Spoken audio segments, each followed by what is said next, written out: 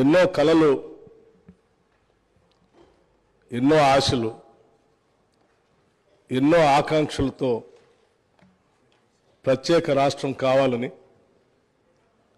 ఈ ప్రత్యేక తెలంగాణ రాష్ట్రంలో ఉన్నటువంటి ప్రజల జీవితాలన్నీ కూడా మార్పు చెందాలని, నిధులు, నీళ్లు, నియామకాలు ఆత్మగౌరవంతో కూడినటువంటి తెలంగాణ రాష్ట్రం ఏర్పడాలని, అందులో అందరూ అభివృద్ధి చెందాలనేటువంటి ఆశతో తెచ్చుకున్న తెలంగాణ రాష్ట్రం ఒక దశాబ్ద కాలం పాలన చేసినటువంటి గత ప్రభుత్వం తెచ్చుకున్నటువంటి ఈ తెలంగాణ రాష్ట్ర వనరుల్ని,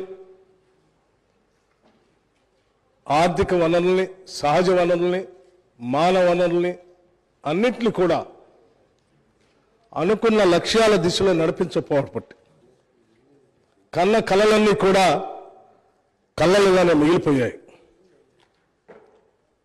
ఈరోజు ఆర్థిక పరిస్థితిని ఒకసారి చూస్తే చివరికి రోజువారీ ఖర్చులకు కూడా వేస్ అండ్ మీన్స్ ద్వారానో, ఓడి ద్వారానో డబ్బులు తెచ్చుకొని పాలన చేసుకోవాల్సినటువంటి దుస్థితిలో ఈరోజు ఈ రాష్ట్ర పరిస్థితి ఉంది. ఇటువంటి దుస్థితి రావటం నిజంగా తెలంగాణ ప్రజల యొక్క ఆవేదనని, బాధని దురదృష్టంగా నేను భావిస్తా ఉన్నాను.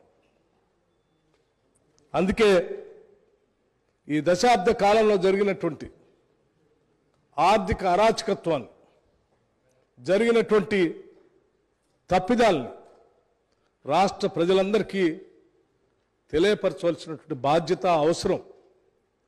ఈ తెలంగాణ ప్రజల కలలు, ఆశలు, కోరికలు తీర్చాలన్నటువంటి ఆలోచనతో, లక్ష్యంతో తెలంగాణ ఇచ్చినటువంటి కాంగ్రెస్ పార్టీగా మా అందరి ముందు ఉన్నటువంటి బాధ్యతగా మేము భావిస్తూ ఉన్నాం.